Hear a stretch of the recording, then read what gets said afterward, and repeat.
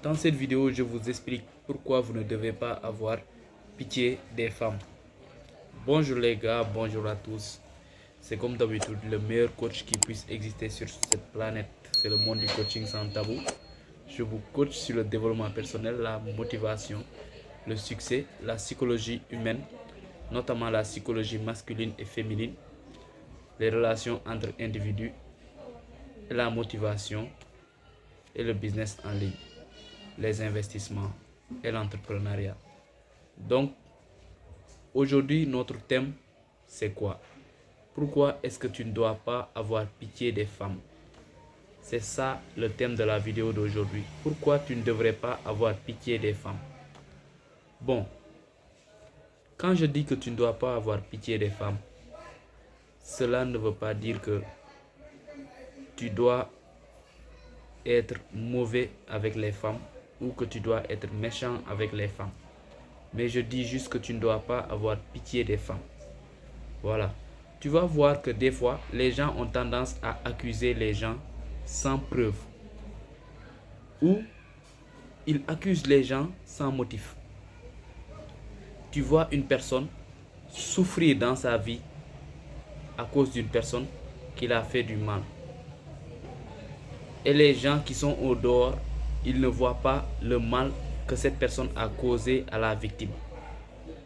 Et ils se permettent de dire que la personne est mauvaise. Alors que c'est pas ça. Avant de juger une personne, tu dois regarder le passé de la personne avant de juger la personne.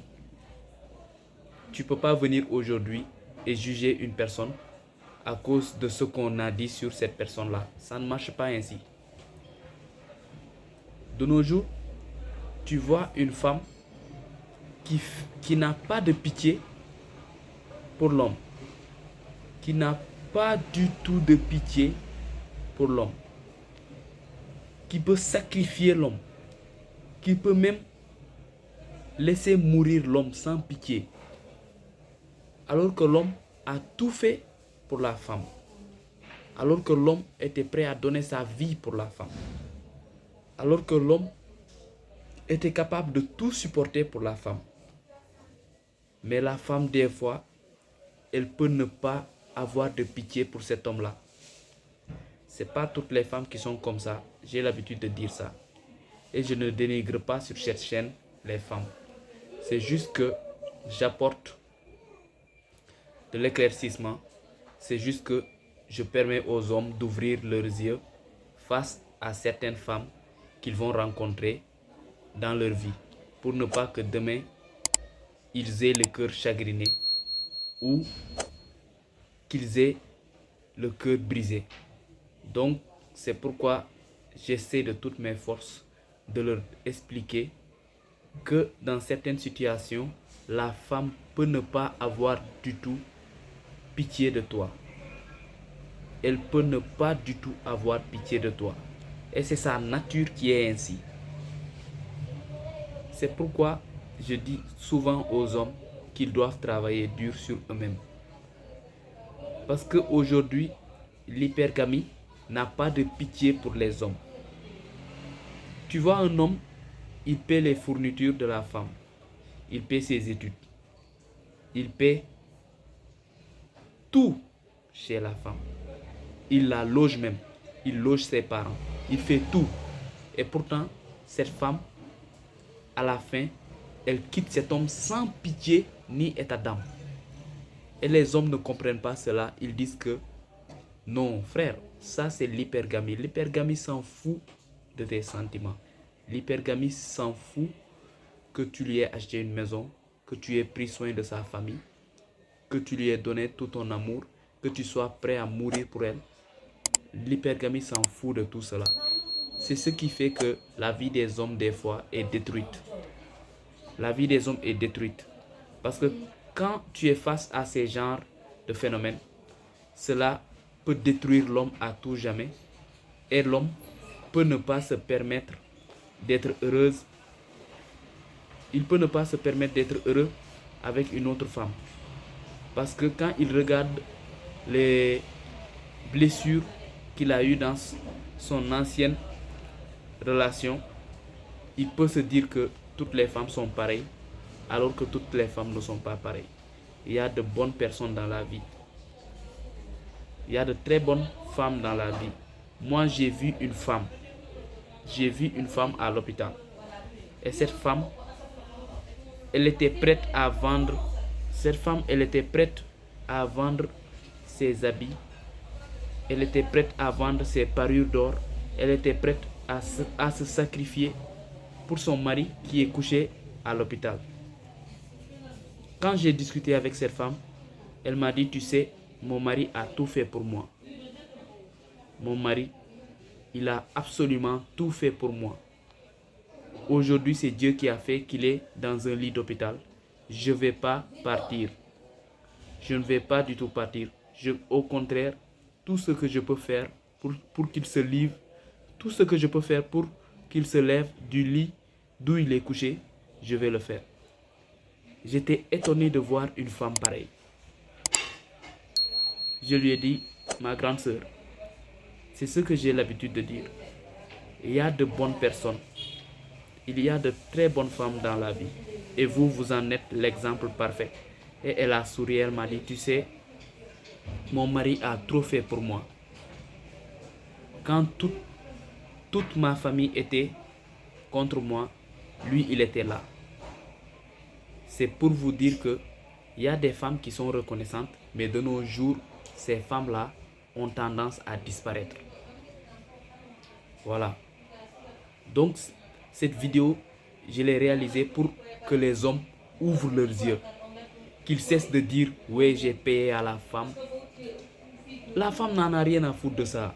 Je t'ai payé ton loyer, je t'ai logé, j'ai logé ta famille, je t'ai payé tes vêtements, je t'ai payé l'école. Et c'est comme ça que tu me remercies. Frère, la femme, si elle trouve mieux que toi, elle s'en bat les couilles de tout ce que tu as fait pour elle. La femme n'a pas de pitié pour l'homme moyen. Frère, ouvre les yeux. La femme n'a pas de pitié pour l'homme moyen. Tu peux voir quelqu'un se sacrifier. Des fois même, il ne mange pas, mais il prend son argent et envoie à la femme. Juste parce qu'il aime. Mais un beau jour, la femme voit quelqu'un qui a plus de moyens que lui. Et sans pitié ni état d'âme, la femme fait comme si elle n'a jamais connu cet homme-là. C'est la nature féminine qui est ainsi faite. Il faut l'accepter. Si tu n'es pas prêt à l'accepter, c'est toi qui vas en payer les pots cassés, c'est toi qui vas en souffrir. Et le pire, c'est quand toi tu souffres et que tu penses que la souffrance dont tu endures va toucher la femme, ça ne la touche même pas d'un seul petit pouce. Il faut que je vous dise la vérité. Ça ne la touche même pas d'un seul petit pouce. C'est pourquoi, quand un homme est confronté à cette situation, s'il n'a pas l'esprit fort, s'il n'a pas un mental d'acier, il peut bousiller sa vie et s'effondrer. C'est pourquoi je dis souvent que, avant d'investir sur une personne, réfléchis sur la personne avec qui tu portes ton investissement. Quand tu sors avec quelqu'un, regarde est-ce que cette personne est digne d'être ta femme demain. Il ne faut pas sortir avec une femme comme ça, choisir une femme parce qu'elle est belle, choisir une femme parce qu'elle a de bonnes formes. C'est pas ça. Ce n'est pas ça qui est important. Le fait de chercher une femme qui a des formes, qui a des gros seins, tout ça là c'est beau. Mais c'est pas ça qui est important. L'important c'est de trouver une vraie femme qui sera avec toi dans les difficultés comme dans le bonheur. C'est pas pour rien que quand les gens se marient à l'église, le prêtre il prononce une phrase très importante. Voulez-vous l'épouser pour le meilleur et pour le pire?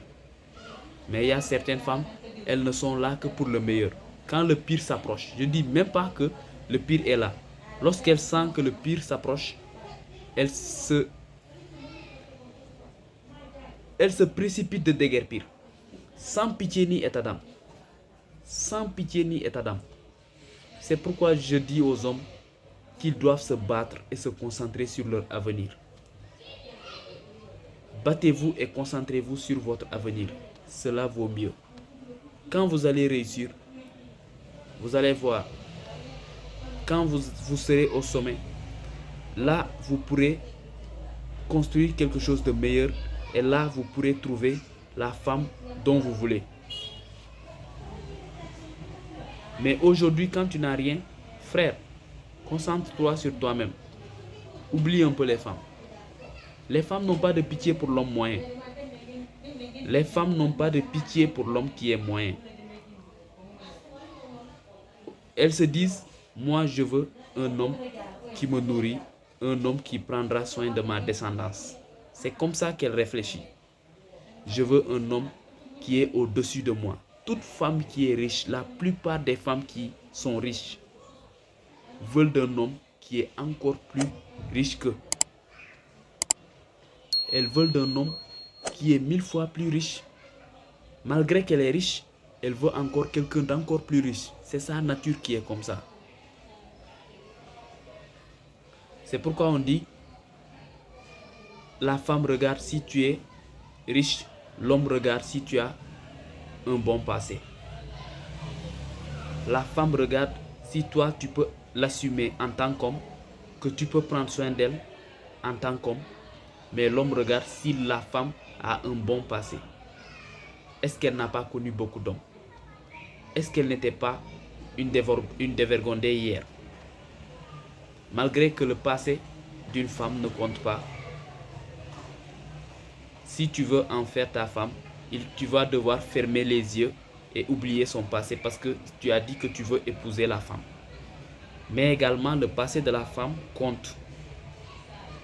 Parce que si une femme a connu beaucoup d'hommes, si une femme a couché avec beaucoup d'hommes, pour te rester fidèle des fois, c'est difficile.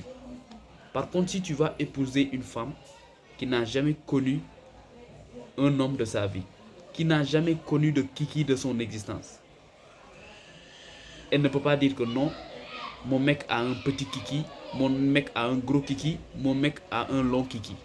C'est quand elle a tourné jusqu'à ce qu'elle ne sait plus là où se poser. C'est là où elle se permet de critiquer ton kiki. Tu vois un homme qui sonne la go pendant des années. Il sonne la go pendant des années, il sonne la même go. Il sonne cette go et cette go est bel et bien satisfaite de cet homme. Quelque temps après, cette go dit maintenant que cet homme, c'est un faible, que cet homme n'a rien. C'est ça qu'on appelle monkey punching. Elle veut faire du monkey punching. Elle veut juste sauter d'une voiture à une autre voiture encore plus grande. C'est parce qu'elle a vu que quelqu'un d'autre a plus que toi. Et maintenant, pour justifier le fait qu'elle veut te quitter, elle commence à dire que non, tu ne me sonnes pas bien. Non, tu ne prends pas bien soin de moi. Alors que durant toutes ces années, elle n'a pas dit que toi, tu ne prends pas bien soin d'elle. Quand elle mangeait bien chez toi, elle s'est toujours tue. Mais aujourd'hui, comme tu commences à baisser et qu'elle voit que quelqu'un d'autre a encore plus que toi, elle commence à oublier.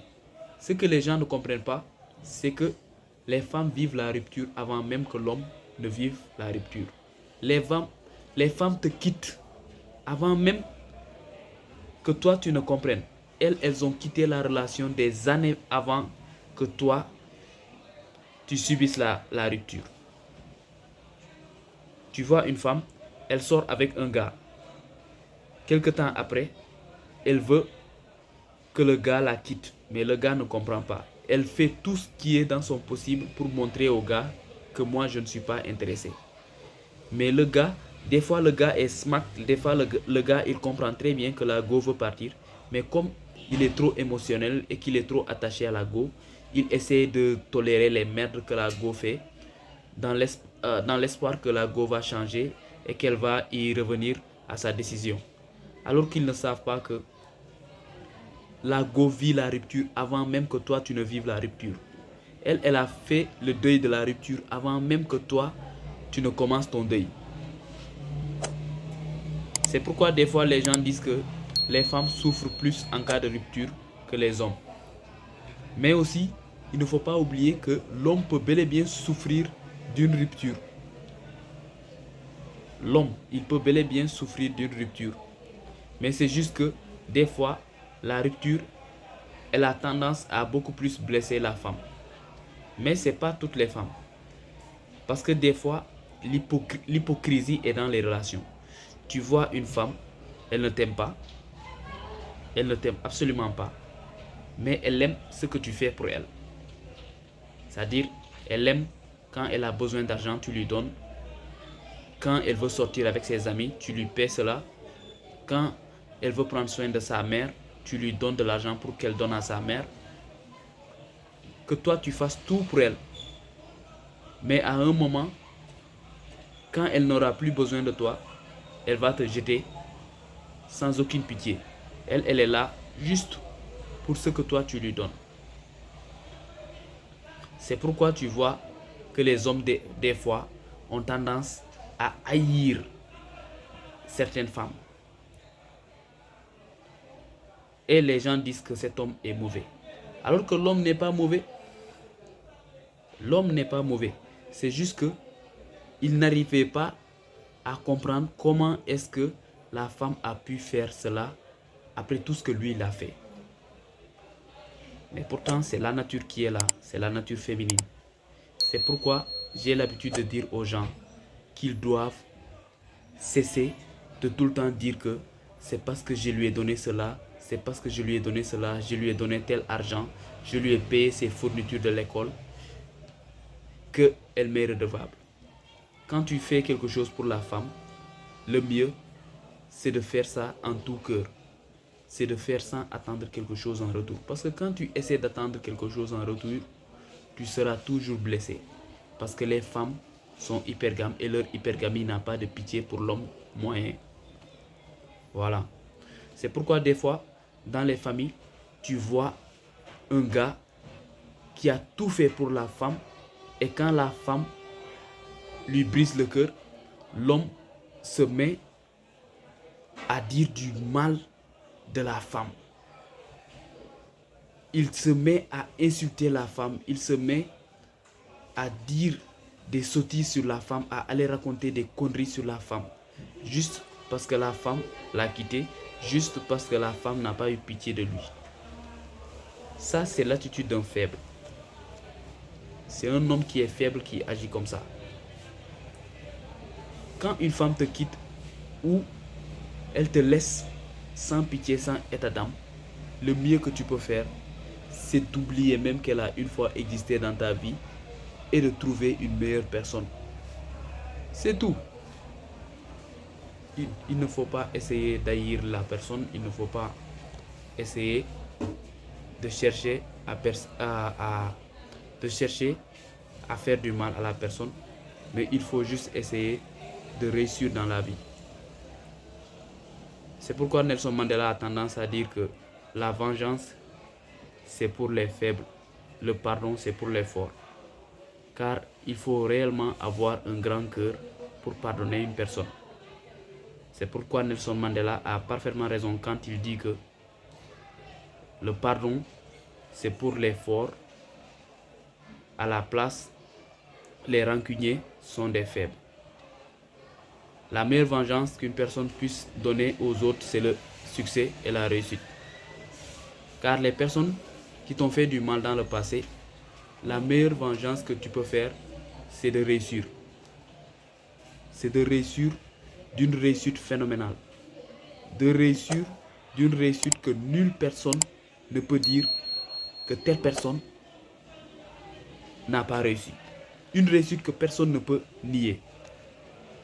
Mais quand toi, tu cherches à te venger par les mains ou par les poings et que tu penses que toi, tu es fort, face à la femme, tu es faible. Parce qu'un homme fort ne va pas prendre les poings pour frapper une femme. Parce qu'il sait qu'il est plus fort que la femme. Donc, il ne peut pas se permettre, malgré que la femme lui ait fait du mal, sans pitié, sans état d'âme, un homme conscient, un homme fort ne va pas agir comme ça. Donc, je conseille aux hommes d'essayer de réussir et de faire attention aux femmes parce que les femmes ont détruit la vie de plusieurs hommes. Mais ce n'est pas pour cela qu'on va les haïr ou qu'on va dire que non, que nous ne voulons plus des femmes dans notre vie. Voilà, c'était ton coach. Abonne-toi pour plus de vidéos.